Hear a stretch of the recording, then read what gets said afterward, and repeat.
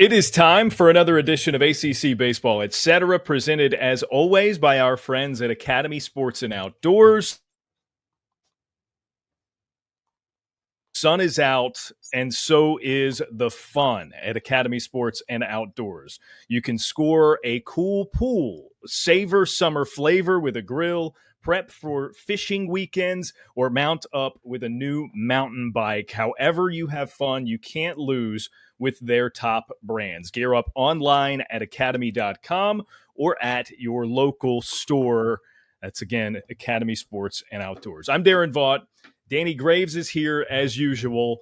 We have the distinct pleasure of being joined by a college baseball Hall of Famer, recently selected, and of course he will be officially inducted at the College Baseball Hall of Fame's ceremony the week of the first week of the college baseball season in February. It is former NC State head coach Ray Tanner. Coach Tanner, Ray, I'll probably go back and forth on a couple of those. Thanks so much for doing this. Congrats. I got to ask you one thing to get us started, though, because Danny Graves is the co-host of this program and you were his coach with Team USA. What do you remember about young Gravy, the baseball player? The clean part. I can't tell you what I remember. No, but Darren, you never told me that he was going to be on with us. That would have affected my decision whether I join you or not this morning. He's wishy-washy. You know, sometimes he's here, sometimes he's not. So I didn't want to make any promises I couldn't deliver on. No, I gotta be honest with you. Danny Graves was as good as he was as a pitcher, which we know he was great. He was a big leaguer. He was, an Olympian. He was incredible. He really was. He accepted his roles. He did it to perfection, but he was a tremendous human being to be around every day. I mean, we really enjoyed him. So that's really how I remember him. And I'm sure he hasn't changed any at all over the years, but no, he was a blast, always had that smile. And we were talking before we came on, he would take the ball. I mean, he was one of those guys that if you called his name, he was going. And I wasn't sure that he felt good all the time when he went, but he went. And, God bless him for doing that. But he was a key to success of USA baseball. You're too kind, Coach. And I'm going to refer to you as Coach. I can't call you Ray yet. So it was awesome playing for you. And there was many times that I felt like you should have been the head coach. Nothing against 14, John Anderson. He was great too, but there was that level of respect for you, just the way that you handled all of us. And it was awesome. It was awesome to play for you. Congratulations to the Hall of Fame. It's way overdue. Maybe they just waited till you decided to retire from the athletic director. I don't know what it was, but it's way overdue. So congratulations to you, man. Well, thank you very much. I think they ran out of people and they said, yeah, we got to take that guy that was at NC State and then South Carolina. But it was great being a part of USA baseball. And, Danny, you've been around the block a little bit, but I did 5 USA stints. So I was a part of 2 Olympics. And I was a head coach only one time, which was 2003, which is a non-Olympic year. And it was a lot of fun being an assistant coach. It's more fun to be an assistant coach than a head coach, I think, because as an assistant, I could always tell the head coach, I think we should do this or that. And then he's got to make it. He's got to go with the decision he wants to or not.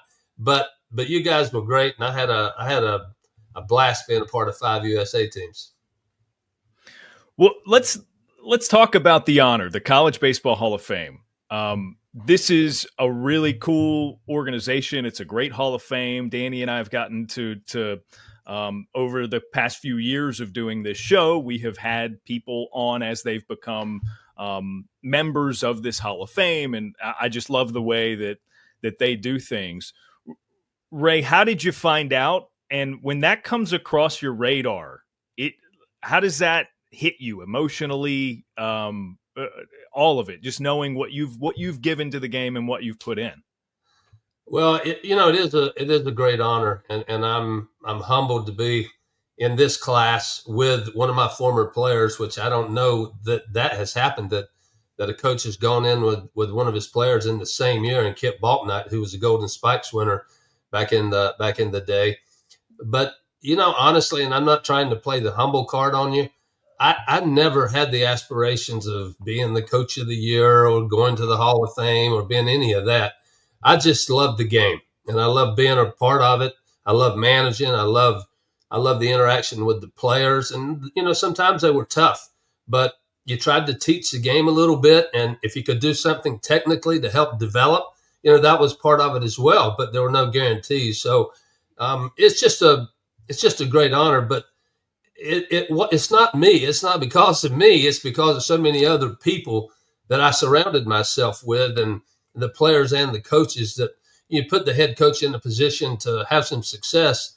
And I'm the one that gets to be lifted up, but really I'm just standing on their shoulders. And again, and I'm not trying to play the humble card, but I think that's the truth. I mean, I've met a lot of coaches in different sports that I felt like they think they were the reason. And I'm like, you really aren't. but I never have felt that way. I played at North Carolina State, and I was, I tell people that I was an all ACC performer and I was really good. The truth of the matter is, I was a very average player that got to start most of the time. And I did make all ACC my senior year behind Scott Bradley, the great big leaguer. He got all the votes, and then the one vote, you couldn't vote for yourself as a university. So they voted for me. So I think I'm in second team because I got one vote. So it is what it is, but it's still a great game. Things have changed at the collegiate level. The big leagues have changed a lot too. And I hear people talk all the time, but people still go to the ballpark. Yeah. Coach, all the players that you've coached, I don't think I can imagine any of them that weren't excited every year when the season got started to get going with you. With that said, you mentioned how you loved managing, you loved being around the kids every day. Are you ever going to get back on the field? Well, you never say never. I don't think so. I think that, I'm older. I like to think I'm younger, but the truth of the matter is I know what my driver's license says. You got some age, but if the right situation where I could be, probably not a head coach, but that assistant guy that could help out a little bit. I think there's some value there. And even being here on campus at South Carolina, I still get a chance to bump into some players and chit chat a little bit. And it's usually about how you carry yourself and how you handle the game and how you respect the game. And Danny, better than anybody, it's changed. I mean, it's not the same as it used to be. And I'm not saying that old school is great and all the things that changed are wrong, but still respecting the game, the integrity of the game, respecting your opponent, doing it the right way. I think it still matters, and I think it still plays. I think that even going back to the national championship this year, you got LSU, who's historically been a program that set the bar, and then Coastal Carolina, who did win a national championship and got back in position. They had guys that didn't have the same notoriety, but they found a way to get in a position to win. They didn't win, but they were in position. So I think that's a tremendous credit to Coach Schnall and his staff and the mentality of that program, which is very, very special. Looks like we lost Daron. He says that he couldn't hear us anymore. So I'm just going to keep going then. I didn't mean to put pressure on you about getting back on the field, but I think the way that I know how old you are, and I'm not going to say it over the air. We both feel very young in our old age, though. I can tell you that. But there's a lot of coaches that are still coaching that are plenty older than you are. I guess you say it has to be the right decision, right? And you wouldn't want to be a head coach? Well, the dynamics that we're dealing with right now. It's maybe things will change with the revenue share and the NIL, that it'll be in existence this coming year, but it's like free agency every single year. I don't know what would happen in the big leagues if it was free agency every single year. I know. Right. Yeah. So I don't know. I just, we dealt with partials, and, you might have had a full when you were in school, but most likely you didn't. Most kids didn't. And I never gave a full. And I would, I had some really good players and some first rounders, and I would tell them, look, as good as you are, I got to have a catcher, I got to have a center fielder, and I got to have some guys on the bump that can give me 75 to 100 innings a year. Yeah. So if it was about money, I would have to pass sometimes and go get that next guy. So that's the part of it that to me is front office stuff.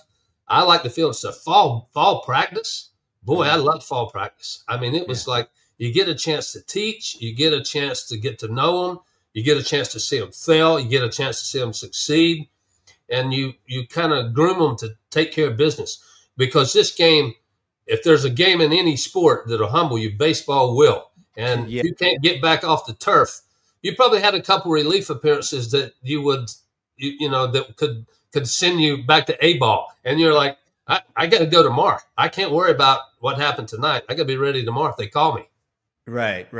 So I know this is a question probably long overdue since you left the field a long time ago. What was that transition like going from winning a couple national championships and I believe your last season you were in the finals of the World Series, right? I was. And then you went straight into athletic director. What was that transition like? It was quick. It was literally, I mean, unofficially, it was about a week later that it all happened that I did not anticipate. But I had finished my 25th year as a head coach. I did 9 at North Carolina State, and I just finished 16 at South Carolina. And the last 3, we had won the national championship, and then lost to Arizona, Coach Lopez's team, in 2012. And soon thereafter, within a week, our athletics director at the time, Eric Hyman, decided to go to Texas A&M. And the president here, Dr. Harris Pastides, asked me if I had any interest in assuming this role. And I hesitated. I always did like administration. I kind of started out as a GA working a little bit. Mm-hmm. And I hesitated. And then I honestly told him that as I couldn't be a candidate, because if you're a candidate for a job, you compromise yourself in other areas. And as soon as my name's going to get mentioned as a candidate for the athletics director, my recruiting names, coaches are going to start calling the recruits saying he's leaving. He's not going to be there. He's recruiting you, but he's getting ready to go into administration. And I politely explained to the president that I couldn't be in that position.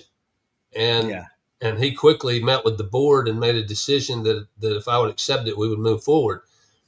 And, I was at a point we had it was 3rd championship in a row, lost to Arizona, 25 years. And I'm thinking, okay, maybe I could do another 5. You don't want to be, I always believed, and this doesn't work for everybody, I get this, but I always believe most professions, especially coaches, there's a shelf life. And if you stay on that shelf too long, it's not going to be good. It usually doesn't end great if you stay on the shelf too long. And I always thought that I wanted to get out on my own terms. And I did love it. I did love administration. I love it, but because I thought I could affect more teams than just one. I thought that my relationship with coaches were great, which did help. And so I thought that would be an asset for me. And it truly was. It truly was an asset. So it's just like my wife said, you had one team all these years, and now you got to have 21. I mean, you really that crazy? And I said, well, I think I can make a difference. I mean, beach volleyball counts, and women's tennis, they're great. I think that if I can enhance their program and build a locker room or let them take a West Coast trip, whatever the case may be, we could build it up a little bit more. So that invigorated me, but it did happen fast. There's no question about it. And, I was scrutinized. Our friend Coach Polk called me right away and said, what are you doing? Going to administration. But it's been great. And then I finished my 12 and a half years. I'm still working at the university in a fundraising capacity. So I'm still very active. Yeah, that's funny. You say Coach Polk called you. I'm sure all the legendary coaches called and said, you're making us look like idiots going into administration now, and we're still here wearing baseball pants every day. I got jabbed a little bit. Oh, I love it. I love it. All right. Well, Coach, I'm back. Apologies. I'm actually trying to record this from my parents. I'm up in Virginia visiting them, and we're working through the internet stuff. It just kicked out on me for a moment there. So that's the second time he's left me hanging, Coach, while we've ever done this. And the other time, thankfully, it was Gino DeMaris, so another person I know very well. So if it was just somebody I had just met, I would have lost connection somehow too. So. I think Darren went to get a cup of coffee. That's it. Yeah. I just needed something, a little pick me up, as if talking to you is not enough. I do want to circle back to your coaching career. I know we were talking about the jump to administrative there. I mean, look, you won 2 national championships. We obviously are the ACC show on the D1 Baseball Podcast Network, and you had a long stint with NC State, your alma mater. What comes to mind when I ask just generally some of your favorite memories as a coach, and if you would get as specific as you can, because I think we can go through the generalities, right? Great teams, great players. What comes to mind? Not including the '93 USA team. Now you don't have to talk about that. There were so many great memories, really, and it's hard to put your finger on anything, but I will tell you there was a defining moment for me. Excuse me, and Danny might not want to hear this, but in 2000, and we go back in time, I had a really good team here in South Carolina. We were 50-6 in the regular season. I mean, you only play 56. We were 50-6. We blew through the regional. We host a super regional. It goes to the third game.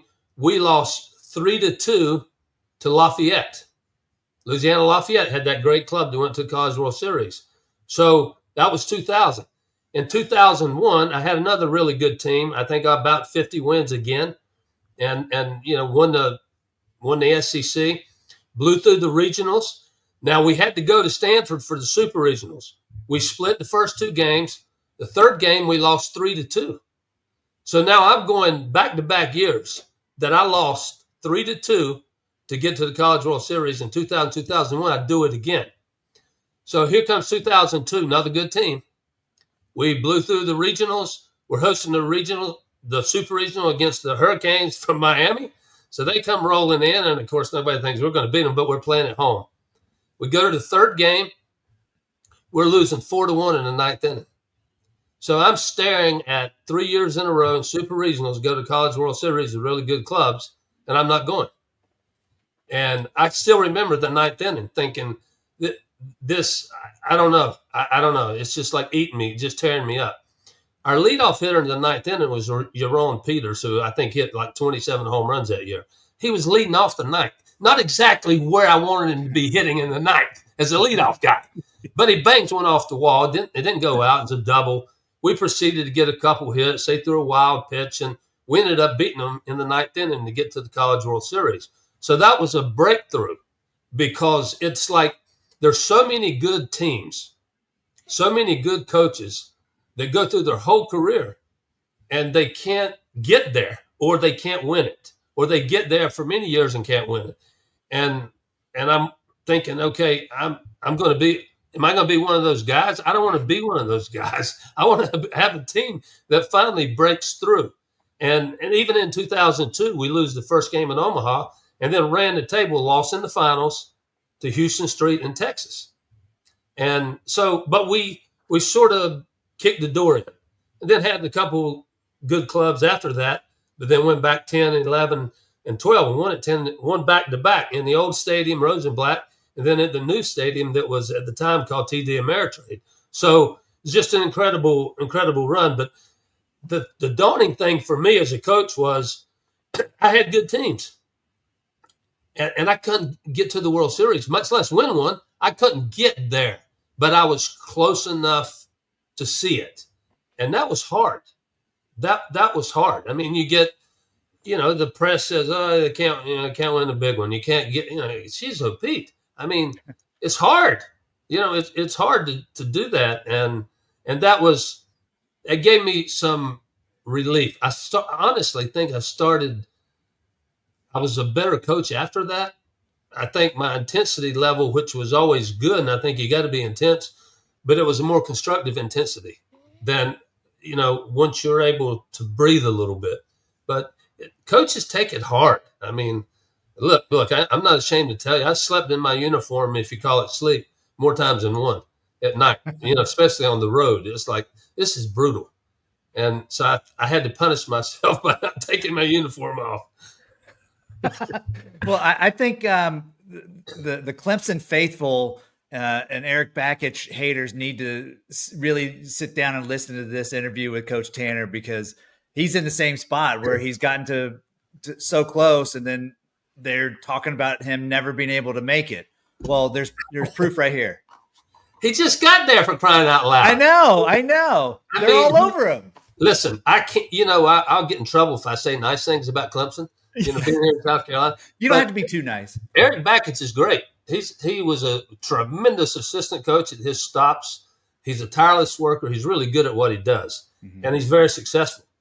But winning that last game is hard to do, and it just, you don't snap your fingers and start running the table.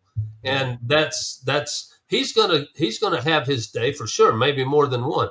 But yeah, I think we've created, not just baseball, other sports too. I think we've created such expectation that there is no, we're building a good program here, we're going to be really good, in the next 3 or 4 years. Nobody's interested in the next 3 or 4 years.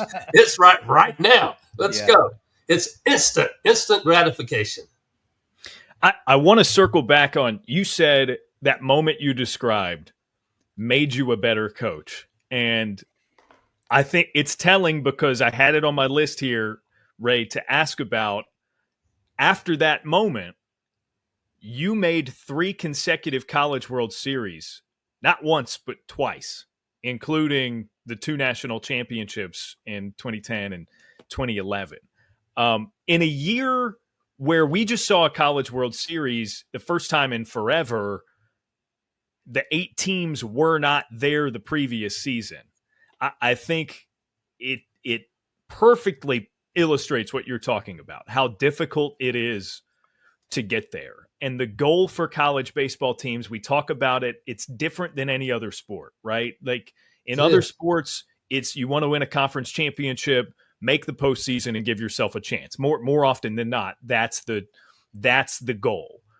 Well, we're a sport where warm-up gear for teams, especially depending on the program, you write Omaha on it because that's the goal, right? So it almost pressurizes super regionals more than the College World Series itself, just because it's so, once you get there, it's okay, whatever, house money. But getting there is the goal. So I would imagine that informed a lot of what you did past that crucial point you were talking about. Well, I think that is correct. And, it's, we always talk about it. And, I know Danny's probably said it 100 times too, that, it's a hard game. Like last night, I'm a Yankee fan, I'm a Danny Graves fan when he was playing, but I was watching the Yankees get no hit last night. They were getting no hit to the 8th, and they ended up winning, I guess, in the 10th, 6-5. And you're like, my goodness, they weren't even scratching. And then they won it. And Danny, with the wonderful job he does calling ACC, North Carolina looked like going into the postseason, they were the team to beat. I'm friends with Scott Forbes, and I'm watching his team, and I'm going, I don't know that there's a weakness there. They can run the arms out early. They can bullpen you to death. They can score runs. They can run bases. They play good defense. So they look to me like a team that might get to where they needed to a little easier than others. And then they don't get out. They don't get to Omaha because it's not because his team wasn't good. It's baseball. And on any given day, it's I think in football you can overpower somebody, a team not as good. They may hang in there for a couple quarters, but you're going to wear them down. And even in basketball, unless a team really, really shoots the lights out, the stronger team's going to end up winning most of the time. Not the case in baseball. I always say, I told my guys this, I broke it down differently, but in the MLB world, you're going to win 50, you're going to lose 50. What are you going to do with the other 62? And that defines you, because you're going to lose 50 and win 50. That's just sign up for it, understand it. And then how can you handle the other 62? Well, those 50 on either side define you to prepare you for those 62. And it's a fine line, but that's what makes our game so beautiful. You can't predict. I mean, I'm watching last night. The Yankees are getting no hit by an all-star. They're getting no hit, and they win 6-5. The odds, I think it's only happened. That was only the second time since '61 that the odds were so great. Yeah. See, Danny, I follow everything. I watch it all. There was never a doubt, man. That's why you're so loved. Amazing. I could just sit here and listen to you tell stories and talk about baseball the way that you're talking about it. And that's why you've been so successful, Coach. There's no doubt about it. I love the humility. I think that wore off on a lot of us 32 years ago, and how to play this game with humility, because you're going to get humbled. That humble pie smacks you in the face so hard. You have to learn how to do that. And you taught us that, but you're exactly right. Baseball is baseball. Nobody's ever gone undefeated. Maybe Little League when you're like 10. Other than nobody's ever gone undefeated. You're going to lose. That's for sure. I mean, that's just the beauty of the game. Here we are in MLB, the All-Star break, and there's going to be some stories in the second half. We don't really know what they are, but there'll be some stories in the second half that you look back and you can go back and hear the experts talk about how that team's not going to be able to put it together, but they do, because that's what this game will do for you. So that's so funny that we call everybody experts, but we always get it wrong. You mentioned North Carolina. I said North Carolina, they're going to win the national championship. Well, I think if you look at their team up and down, yes, they probably had the best team all around, but it's baseball. It is. And, I had Justin Smoke and James Darnell, Reese Havens, and all those guys, and we went 50-6. I mean, amazing. We won 21 straight SEC games. I'm in the dugout. I'm putting the lineup up thinking this is ridiculous. We can't win 21 straight. I mean, and I kept waiting for the shoe to drop. And our guys were like, it's the seventh inning, we're down 2, but we got 9 outs to play with. And it's like, somehow you figure out you get a bloop and a blast and the 3 doubles and you win. It's crazy, but you just can't predict it. And I think that's the beauty of the game. And, a soft tossing lefty can outpitch a guy throwing in the mid-90s. And today, I guess you got to throw 100 in the bit. Yeah. If you're a dude, you got to throw 100. I think I remember Danny now. I think he was 92, 93, but with today's guns, he'd be like 96, 97. Is that fair? Thank you. Thank you. I'll just leave it at that. I'm not arguing anything. Yeah. Ray, this being an ACC show, I would be remiss if I did not ask you about the coaching lineage at your alma mater of NC State. It is a really cool lineage because you coached as an assistant under Sam Esposito, and then obviously you have a great relationship with current NC State coach Elliott Avent. To me, it's an incredible 1, 2, 3. So I'll first by asking you about Coach Esposito. What was it about him that you took from him? It was 7 or 8 years you were an assistant before becoming his successor as the head coach. What about, especially in your early head coaching days, was particularly Esposito-ish? Well, there was only one way to play the game for Coach Esposito, and that was you play it hard and you play it with respect. And there was, we were buttoned up. It was no hair on the ears. Your socks had to be showing, no facial hair. And of course, I carried that on for as long as I could. And then you get to a point you can't do that anymore. But he did. It was a big deal. You throw the ball at second base. You hit the cutoff. If a guy sacrificed bunts, you get an out. You don't get crazy. We might have a will play where you try to force a guy second or third, but you play the game's hard. Most teams lose games at the high school level, and then you get to college level. It still happens where teams lose games. The other team didn't win, the other team lost, and he taught us you have to play the game the right way to give yourself a chance to win, because the other team more than likely could mess it up. If you don't, you have a better chance to win. So I learned all that from him, and I brought that along. And I saw Jackie Bradley Jr. a couple of times during the season when he was doing TV in the SEC, and he had a really good arm. I had Whit Merrifield in the outfield, and I had other good players, and I wouldn't let him throw the ball to the plate. I would always give him that signal that throw it to second base. We're in the lead. We're counting outs. We're keeping the double play in order. It's hard to get an assist from the outfield. It doesn't matter if you're Jackie Bradley Jr. or Roberto Clemente. It's hard to get assists. You got to make a perfect throw. You got to catch it. You got to tag. Or bad base running. Bad base running. And that guy goes to second that is the batter runner. And it's like, don't play that way. And, I loved him. I mean, he was candid. He let you play the game. He didn't yell and scream. He tried to prepare you. And I stood next to him. I got a classic picture where I'm kind of leaning on the dugout, just glued to whatever he had to say that day. He played in the big leagues for 10 or 12 years. He was a backup to Aparicio and Fox. That takes you back in time. Whoa!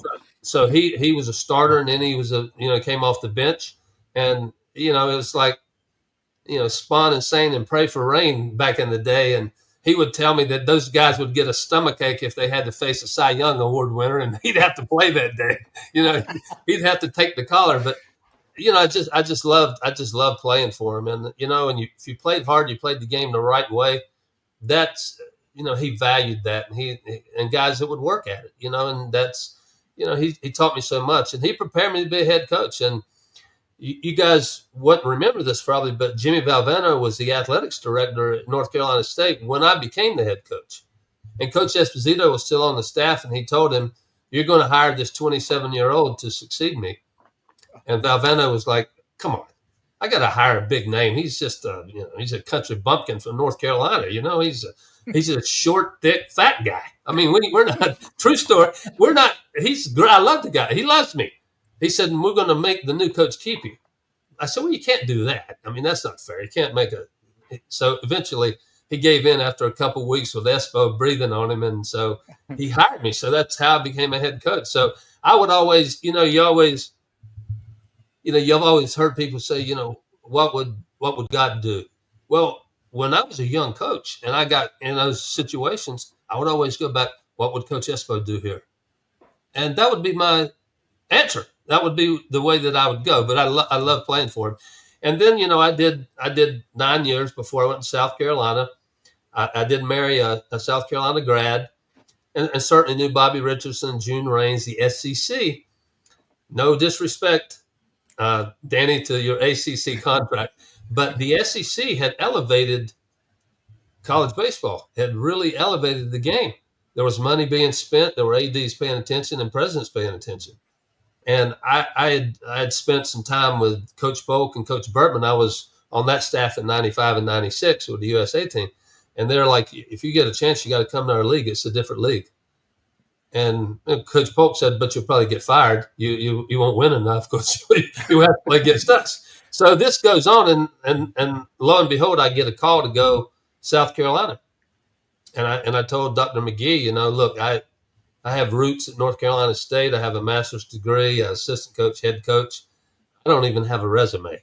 So, and I really don't want to be a candidate, not to be arrogant, but I got a good thing going. And so, long story short, he said, look, it's your job. Yes or no? And Coach Burtman, I was with him at the time. And he said, you got to take it. And Coach Polk said, be careful. I'm like, well, which is it? And Coach Burtman said, you got to come. You got to come with us. You can hear him now. He said, you got to come with us. Be a part of the Southeastern Conference. So, yeah, I jumped in there, and I took some lumps. Right? The first game I coached, by the way, was against Tim Hudson at Auburn, and we shellacked him. We waxed him on a Friday night. I'm thinking, this league's a piece of cake. I'm going to roll right through. And I got demolished the next 2 days. And, and of course, Hudson was playing center field the next 2 days, and he got probably 6 hits in those 2 games. But I'm thinking, damn, it's Tim Hudson. He's the greatest. We go double-digit hits, and I'm thinking, this is easy. Well, it wasn't. It wasn't easy. And then Coach Avent takes over at NC State. I'll say this, and Danny may support me on this or not. Elliott Avent is the most underrated coach in America. That guy wins. Chris Hart on his staff, he's done a wonderful job, but they win. They put teams together. They have players come through that program to get to the big leagues in a hurry. And, they may have a lump or two, but then they'll go on a run. But I think he's been awesome, and he's been at it. He's been at it for quite a while now, but he's great. Elliott is one of our favorites, Coach. We always love having him on and talking to him, but he does it every year, man. When it comes to tournament time and postseason, his team is always on a streak. Yeah, always on a hot streak. Yep. I wonder, though, Coach, how often does Elliott wonder to himself in a tough spot coaching-wise? What would Ray Tanner do? You think he thinks that very often? He probably does, and does the opposite of what I would do. But Elliott is I might have gone through a couple of periods during my coaching career that I might not have been the best coach's manager, if you will, or the player manager. Maybe not because of them, because of me, the intensity. Coach Avent's been so good with his players, and I think that helps so much. A player, and Danny knows this, you can't play this game. You can't play this game when you're uptight. You have to respect it. You have to play free and easy. You're going to take some offers. You're going to make some good pitches and have bad results. A guy's going to hit a duck snort, and a guy's going to hit a CNI dog through the infield. Things are going to happen, and I think that's something that Coach Avent's been able to bring to his teams at NC State. His players, they play. They're comfortable in their skin, and the results are really good. Well, this has been fantastic. Danny, if you don't have anything else, we'll let Ray get on with his day and simply congratulate him to be inducted in the College Baseball Hall of Fame in February, Night of Champions in Kansas City. It's a great event. I'm sure it'll be just a fantastic night for you, Ray, and I don't know who all you've got with you, former players, of course. It's an honor for them just as much as it is for you. It's just a really cool thing. So congratulations from us, and thanks again for the time. Thank you. And I think Danny knows probably Adrian Morales, who's coaching down in South Florida now. He was part of both those national championships. So he reminds me quite often that I have 2 rings because of him, which is true. I mean, I sit on the shoulders of others, but you mentioned the Hall of Fame. Kip Balknight, who was with me here, he was 17-1 when he won the Golden Spikes. 17-1, that's impossible. Yeah. And he was not a 95 guy. He was a locate, I'll spin one, I'll change one, I'll push one in, I'll run one away. But he stayed out there. He could win 8-7, or he could win 2-1. A lot of pitchers can't do that. They can't go both ways. He could. And he would chomp at the bit to get his bullpen live on Wednesday nights when we were playing a non-conference game. I'd go, would you please get out of my way and go to the bullpen? But he would want a piece of the action on Wednesdays. He would say, I gotta go to the pen. I gotta get a little work, and I might as well get it live. And I'm like, no, we're not doing that. But occasionally we would do it. I'll go get a save, or pick up a win if we're tied. But it's great to be with you guys. Danny, I love you on ACC Baseball. I watch, and you're one of the best. So I appreciate what you do for the game. I appreciate that, Coach. And listen, it's always great catching up. I don't even know last time we talked, but I was so excited to be on here with you. When Daron said it was going to be at 9 a.m. Central Time, I'm not usually ready to do anything at 9 a.m. Central. Like, I take my kid to school, I come back and go to sleep. That's what I usually do. But when Daron said that you're going to be on, I'm like, sign me up. I'm not missing this. So always great catching up. And again, congratulations. I love you to death, man. Thank you. It's always good to see you. And Daron, nice to be with you today as well. Yeah, Daron.